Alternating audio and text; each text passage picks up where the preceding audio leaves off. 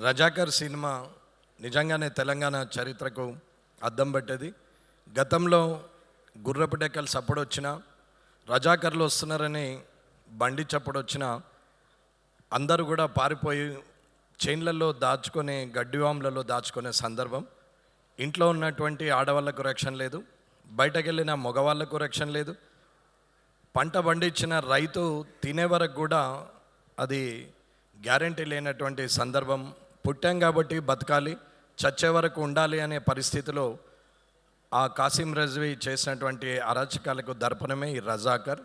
ఈ రజాకర్ సినిమాని చూసి అందరూ కూడా గత చరిత్రను తెలుసుకుంటూ, గతంలో జరిగింది, ఎంతమంది ప్రాణాలు కోల్పోయారు, ఆ రజాకర్ వ్యవస్థని కూలదోయడానికి ఎంతమంది పోరాడారు, పోరాడిన వాళ్ళ జీవితాన్ని చూసి ఆ తర్వాత తరానికి ఎంతటి మంచి జీవితాన్ని ప్రసాదించారు అనేది చూస్తే, నాటి స్వాతంత్రం నుంచి కూడా 18-20 ఏళ్లలో కూడా చనిపోయి స్వాతంత్ర సమరయోధులుగా ఉంటే ఈరోజు ఈ డయస్ మీద ఇవాళ వివిధ రంగాల్లో అందరూ కూడా స్వేచ్ఛగా బతకడానికి కారకులైనటువంటి ఆ సమరయోధులు, అమరవీరులు, వారందరికి కూడా ధన్యవాదాలు తెలియజేస్తూ, రజాకర్ సినిమాని తీయాలని ఆలోచన వచ్చినటువంటి ఒక రాజకీయ నాయకుడై ఉండి కూడా సినిమాలు చరిత్ర పుటల్లో ఉండాలి, చరిత్రను తీసుకురావాలని చెప్పి ఆలోచించి ఇవాళ ఈ సినిమా తీయడానికి ముందుకు వచ్చినటువంటి నారాయణ రెడ్డి అన్న గారికి,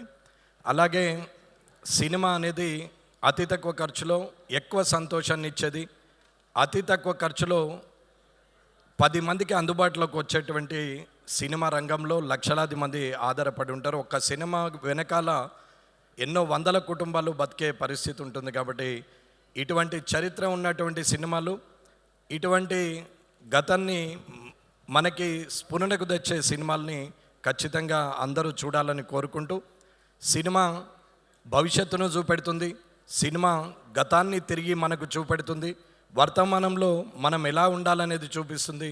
సినిమా ఖచ్చితంగా మార్గదర్శకంగా ఉంటుంది. ప్రతి సినిమాలో పరమార్థం ఖచ్చితంగా ఉంటుంది. ఏ సినిమా అయినా ప్రతిదీ ఒక ఆనందాన్ని ఇస్తుంది కాదు, అందులో సూక్ష్మంగా చూస్తే మనకు సందేశాన్ని కూడా ఇస్తుంది. సందేశం ఇవన్నీ సినిమాలు ఏం లేవు. మా భూమి సినిమా నరసింహరావు గారు తీశారు, అప్పటి నుంచైనా ఇవాళ ఒరే రిక్షా సినిమా కావచ్చు, లేకపోతే చీమల దండు కావచ్చు, అలాంటి సినిమాలు కూడా ఇచ్చినటువంటి వారు ఉన్నారు. రేపటి పౌరులు సినిమా తీసిన టి కృష్ణ గారు కానీ, అలాగే కళాత్మకంగా తీసినటువంటి శంకరాభరణం సినిమా కావచ్చు, అలాగే దేవతల సినిమాలు తీసినటువంటి నాటి యుగ పురుషుడు ఎన్టీ రామారావు కావచ్చు, భవిష్యత్తుని చూపించినటువంటి జేమ్స్ బాండ్ మూవీలు తీసిన సూపర్ స్టార్ కృష్ణ గారు కావచ్చు, అలాగే అప్పుడు రైలంగి నుంచి మొదలు పెడితే ఇప్పటి బ్రహ్మానందం గారి వరకు కూడా ఇలాంటి ఆనందాన్ని కూడా ఇవ్వగలిగి ఈ కళమ్మ తల్లి బిడ్డలైనటువంటి వీళ్ళందరికీ కూడా నిజంగా ప్రజలందరూ కూడా వారికి ధన్యవాదాలు తెలపాల్సిందే. అలాగే ఇక్కడ ఉన్నటువంటి ఏదైనా సరే, ఏ వ్యవస్థ అయినా సరే, అప్పుడైనా సరే, ఇప్పుడైనా సరే, భవిష్యత్తులో అయినా సరే, ఒక వ్యవస్థలో న్యాయం జరగనప్పుడు దానికి సమాంతర వ్యవస్థనే విప్లవంగా మారుతుంది. ఎదురు తిరుగుతారు, ఖచ్చితంగా యుద్ధం వాతావరణం మొదలవుతుంది. న్యాయం జరగనప్పుడే అక్కడ సమాంతర వ్యవస్థ వస్తుంది. కాబట్టి దాని పేరే విప్లవం అనుకుంటారు. దాని విషయంలో ఒక్కొక్కరు ఒక్కొక్క రకంగా అనుకున్న, జరగాల్సిన న్యాయం జరగనప్పుడే, దానికి సరైన శిక్ష, అన్యాయానికి సరైన శిక్ష పడినప్పుడే ఆ సమాంతర వ్యవస్థ ఉద్భవిస్తుంది. దానికి ఏవైనా కారణాలు కావచ్చు. ఈ రజాకర్లో కూడా అలాంటి పరిస్థితులు వచ్చి ఎన్నో సంవత్సరాలు ఇబ్బందులు పడ్డటువంటి ఈ హైదరాబాద్ సంస్థానం అంటే బీదర్ నుంచి మొదలు పెడితే ఔరంగాబాద్ వరకు, బళ్ళారి నుంచి మొదలు పెడితే ప్రతి దగ్గర కూడా ఈ రజాకర్ వ్యవస్థలో మనకు ఇప్పటికీ వారి కుటుంబాలు కానీ, వారి గోడలు కానీ కనపడుతూ ఉంటాయి.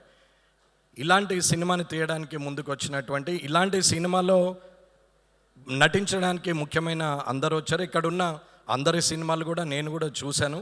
అది వేదిక గారిది కావచ్చు, బాబ్ సింహ గారిది కావచ్చు, లేకపోతే అన్న సినిమా ఎటోబాయ్ అన్న సినిమా కూడా చాలా సినిమాలు చూసాం.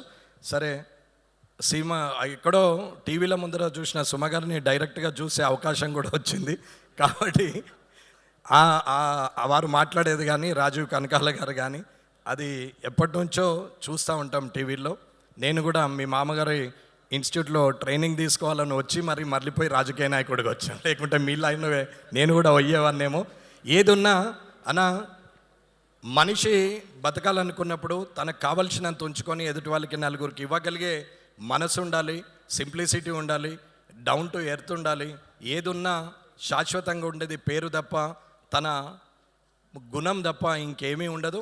ఏది చూసుకొని విర్రవీగిన తిరిగి మనము చేరాల్సింది భూమి మీదకే. కాబట్టి మనం ఎక్కడి నుంచి వచ్చామని చూసుకొని ఎక్కడికి ప్రయాణం చేయాలనేది ప్రతి నిమిషము ఒకసారి వెనక్కి మరి చూస్తే మన గతం మనకు తెలుస్తుంది, మన వర్తమానము అర్థమవుతుంది, రేపు భవిష్యత్తు కూడా మన కళ్ళకు కనిపిస్తుందని తెలియజేసుకుంటూ ఇక్కడికి విచ్చేసిన పెద్ద ఈ కళామ రంగానికి ఉన్నటువంటి మీ అందరికి కూడా ధన్యవాదాలు చేస్తూ ముగిస్తున్నాను. జై హింద్, జై భారత్.